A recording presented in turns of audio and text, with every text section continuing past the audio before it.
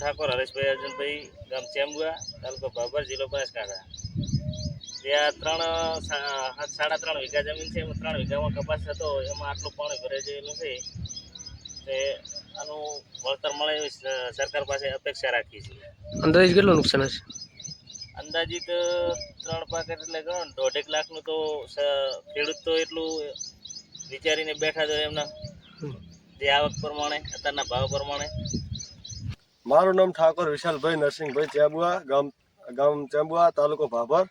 અને મારે આ 2 વીઘા જેવો કપાસ વાવલ હતો.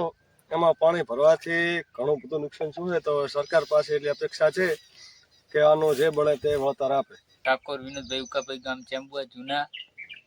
સાહેબ આઈડમમાં નુકસાન છે અને કપાસમાં નુકસાન છે. 12-13 વીઘોમાં નુકસાન છે. 6-7 લાખનું નુકસાન છે. શું માંગ કરશો? સાહેબ સરકારશ્રીને રજૂઆત કરે છે કે વળતર આપે. મારું નામ લક્ષ્મણભાઈ હીરાભાઈ ઠાકોર છે, રહેવાસી ચેમ્બુઆ. 2 વીઘાનો કપા હતો. ત્યાં વરસાદને વાવાઝોડાની હિસાબે બધો જમીન દુષ્ટ થઈ ગયો છે. કેરીયું બેરીયું બધી હળી ગઈ. શું માંગ કરશો? શું માંગ કરશો? સરકાર કોઈ લાભ આલે ને આ જો વળતર આલે તો ખૂબ સારું કહેવાય. અંદાજિત કેટલું નુકસાન હશે? 2 લાખ રૂપિયાનું ખરું સાહેબ.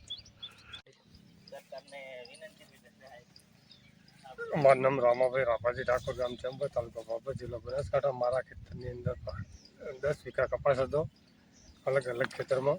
હાલમાં 3 વીઘાનું ખેતર છે.